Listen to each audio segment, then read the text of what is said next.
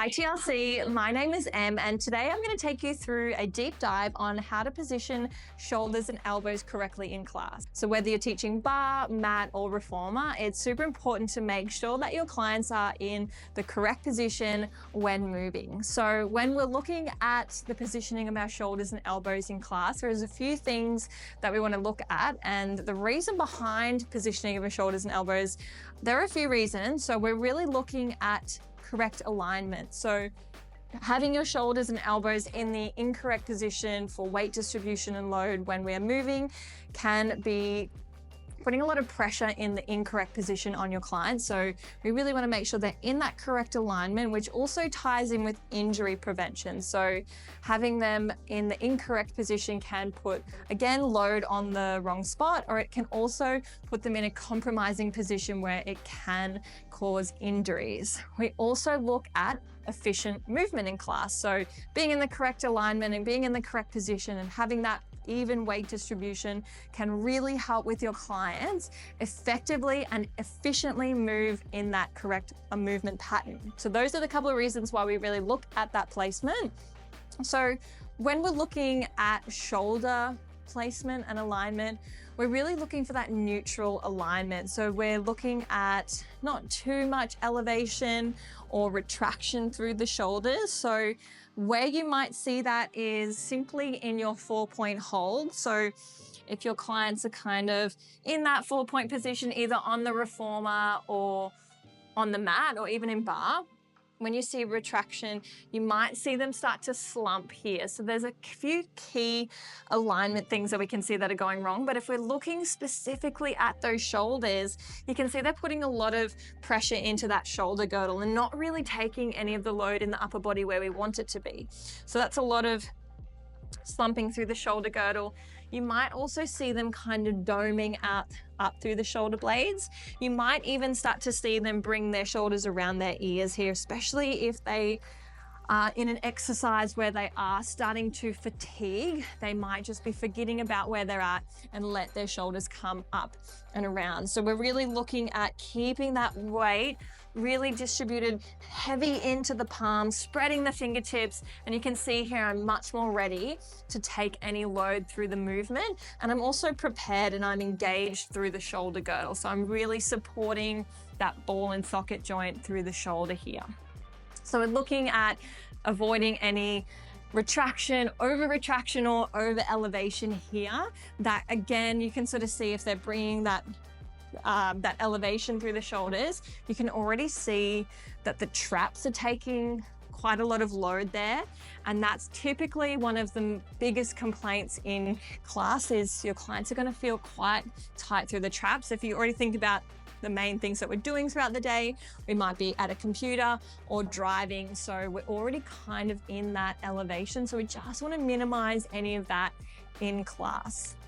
So a cue you can think of or you can use in class is think of your shoulders sliding down like a melting ice cream. So they're kind of sliding back and down away from the ears. So they're bringing them back down and they're melting down. So that melting kind of feeling will start to get that slow retraction and that really nice melting movement back and down away from the ears. So your language and your cueing for those clients that really adapt well with those visualization cues, that's going to really help them figure out where they want those shoulders to be placed in class.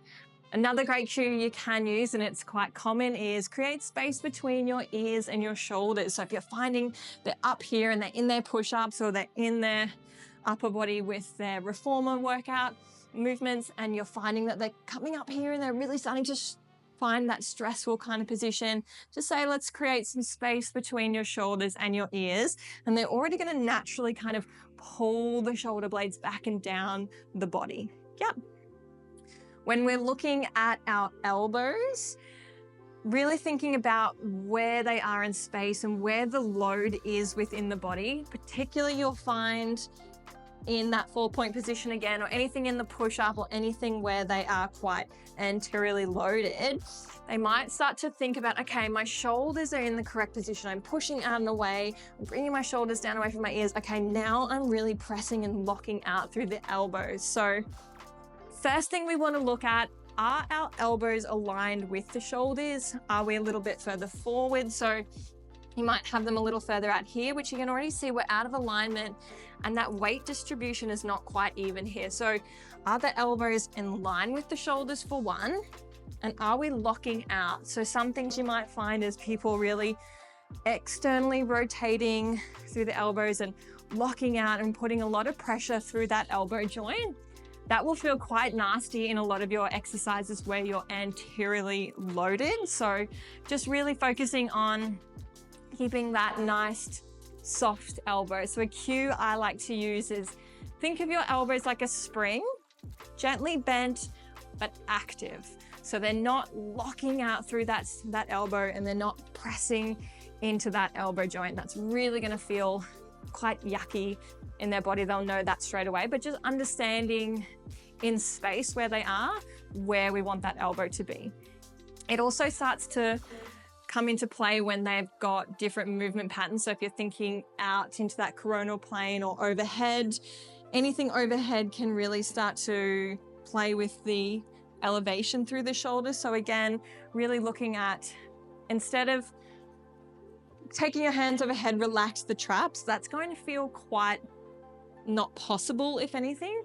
So we are still working through the traps to bring the arms overhead. So how do we get our clients to take the load from the traps, bring it back into the shoulders? So that shoulder position, when you think moving overhead, that shoulder is the head of that arm bone is going to push back into the shoulder joint. So if you're thinking pulling the hands overhead, we want that shoulder, that arm to push back into the socket. So think your shoulder blades are going to slide down your back. So the shoulder blades are sliding. Okay, we're moving our arms up. We want that trap to decompress and those scapulas to slide down our back. So being able to help with that visual cue and understanding what's actually happening as they're lifting the arms, and creating a little bit of education around that, and giving them the empowerment to understand what's actually happening in their body. Those upper body cues and those upper body exercises can be quite tricky to tell them to switch off their traps without saying, okay, hands go overhead, but don't lift through your traps, because it's quite impossible to do that. We still want them to pull the shoulder up and back, but we want those scapulas to slide back and down. So again, just really sort of meshing in your cueing with where you want the shoulders to be aligned within the exercise. So typically speaking, with that front loaded or that anterior position, we're really looking at decompressing through the traps, bringing the shoulders back and down away from the ears, and then also making sure that the elbows are aligned with the shoulders as well to take out any of that pressure.